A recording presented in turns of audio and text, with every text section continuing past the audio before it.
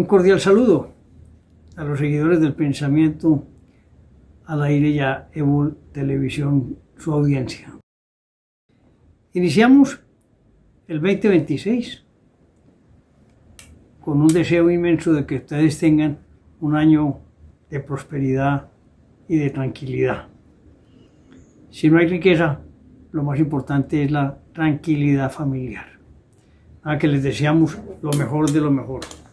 Empezando con las noticias del año, tenemos el incremento del salario mínimo legal en Colombia. No sé cómo está la situación en los otros países, pero aquí, cuando tenemos una inflación promedio del 5.3 para el año 2025, vamos a tener un incremento a los salarios del 23.7%, incluido el subsidio del transporte. Es una cifra jamás vista, que podrá tener un impacto los primeros días porque la gente dirá, pues me alegro, tenemos un incremento del salario mínimo legal. Pero esperemos en 2 o 3 meses las consecuencias de esa decisión unilateral del presidente Gustavo Petro, argumentando que se basó en la Constitución Nacional en el artículo 53, si no estoy mal, donde se habla del mínimo vital. Entonces, yo me pregunto, señor presidente, usted creo que nunca ha sido un empresario, no sabe lo que es trabajar, lo duro que es mantener el empleo. Y entonces va a ser muy difícil en la vida a los miles de empresarios de las pymes, pequeñas y medianas empresas en Colombia. Y muchas de ellas, para subsistir, se volverán informales, porque no aguantan con tanto dinero que se requiere para operar. Hubiera sido justo, digamos, un 9, un 8% o aún un 10% del incremento salarial, que va con una tónica de los últimos tiempos.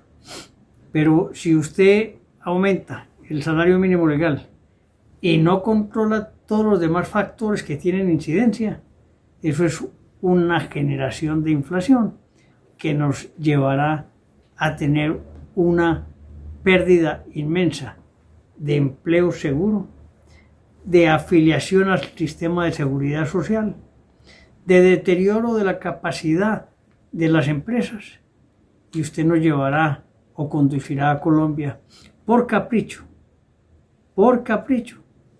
a un problema mayor en la seguridad y en la tranquilidad familiar. No puedo entender cómo un presidente de Colombia, por el solo hecho de llevarse un punto, porque no fue capaz de concertar en la sala de negociación laboral, o en la Comisión Nacional, impone un salario mínimo que ni siquiera las centrales obreras lo habían solicitado. Ellas estaban pidiendo un máximo un 16, el sector empresarial un 7.9, digamos que hubieran llegado al 9 o el 10% de lo que estamos hablando. Pero presidente, usted está cometiendo, yo no sé por qué, tanta injusticia con Colombia. Un país que se esfuerza por salir adelante, que tiene que sufrir la adversidad de los grupos de bandidos que tenemos, porque no hay apoyo para contrarrestarlos, que no genera empleo sino informalidad. Pues eso es lo que usted tendrá al final de este mandato, que afortunadamente termina el 7 de agosto de este año. No comparto entonces los criterios que usted expresó en su alocución con su hija y con el ministro Sanguino, y me parece que está cometiendo un grave error frente a la verdadera realidad colombiana empresarial. Crecerá la informalidad, disminuirá la formalidad, y entonces haremos más difícil la vida de los colombianos.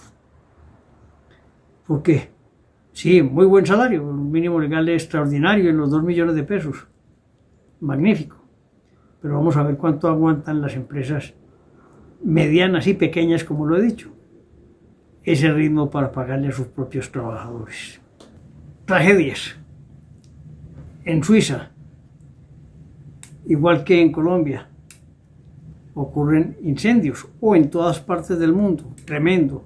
Pero lamento profundamente lo que ocurrió en ese país cuando se estaba celebrando el Año Nuevo en Crans Montana, donde un incendio masivo en el bar La Constelación dejó al menos 40 personas muertas y más de 115 heridas, muchas de ellas con quemaduras graves, en el momento en que cientos de jóvenes y turistas festejaban en el lugar poco después de la medianoche.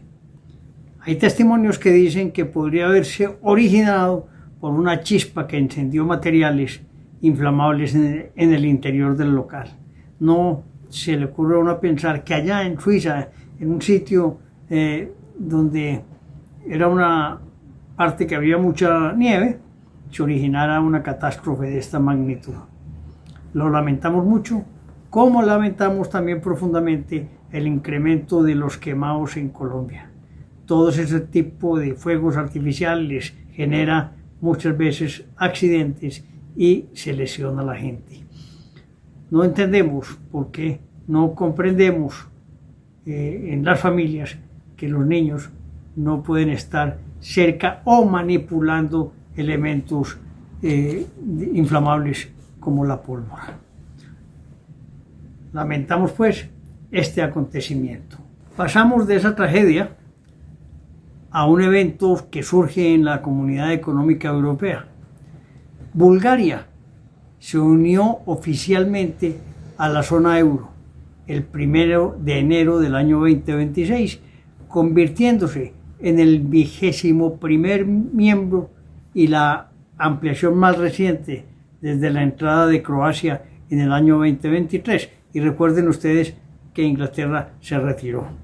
La medida fue celebrada por las instituciones europeas y parte del sector empresarial. Sin embargo, como en toda decisión que se toma, hay opiniones contrarias. En algunos aspectos la opinión pública permanece dividida. Críticos temen que el cambio impulse incremento de precios, afecte el poder adquisitivo y reduzca la soberanía económica. Preocupaciones que se han visto amplificadas por protestas sociales que incluso llevaron a la dimisión del gobierno búlgaro en diciembre del 2025. Factores y consecuencias de algunas tomas de decisiones. Pero la Comunidad Económica Europea ha funcionado con todas sus dificultades, han logrado mantener la unidad, miren pues, de muchos países de Europa. Bien, se vino el presidente Donald Trump y los Estados Unidos y cayó Maduro. Todo ese aparato naval que se montó desde septiembre a octubre tenía que tener una consecuencia, un final, y allá se hizo y se preparó todo. Un ataque perfecto, sin daños a la vida, blancos específicos, y se llevaron a Maduro y su señora. Faltan Diosdado Cabello, falta Vladimir y falta la que se fue para Rusia.